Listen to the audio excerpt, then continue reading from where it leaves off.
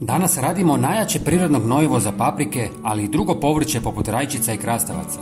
Ne samo da će im dati potrebne minerale za brz rast i rekordan prinos, već će ih zaštititi od bolesti i štetočina.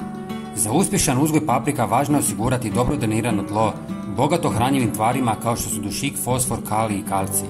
Paprike posebno dobro reagiraju na dodatke fosfora za poticanje cvatnje i plodonošenja, te na kalij za bolji razvoj plodova.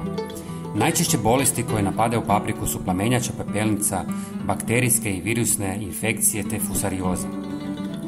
U 300 ml tople vode dodajte 100 ml sirutke.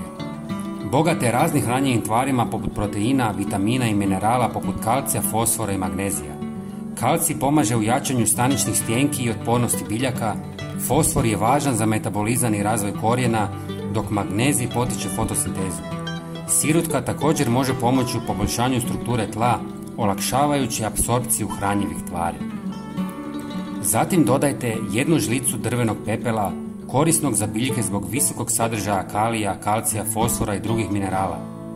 Ti minerali potiču rast biljaka, jačaju stanične strukture, poboljšavaju kvalitetu plodova i pomažu u održavanju zdravlja biljaka.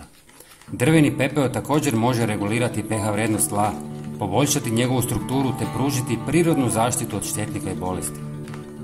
Posljednji sastojak je pola žlice kurkume, korisne za biljke zbog svojih prirodnih antibakterijskih, antivirusnih i fungicidnih svojstava. Pomaže u zaštiti biljaka od različitih bolesti uzrokovanih bakterijama, virusima i gljivicama, te potiče imunološki sustav biljaka, čime ih čini otpornijima na stres i bolesti. Sve sastojke ostavite u vodi par sati kako bi se dobro rastopili. Zatim procijedite i razrijedite sa još 2 litre vode. Svaka biljka treba 200 ml ove prihrane. Zalijevajte ili prskajte biljke svakih 10 dana. Prijatelji, podijelite ovaj video sa svojim prijateljima i pretplatite se na naš kanal. Potpuno je besplatno. Hvala vam puno. Pozdrav!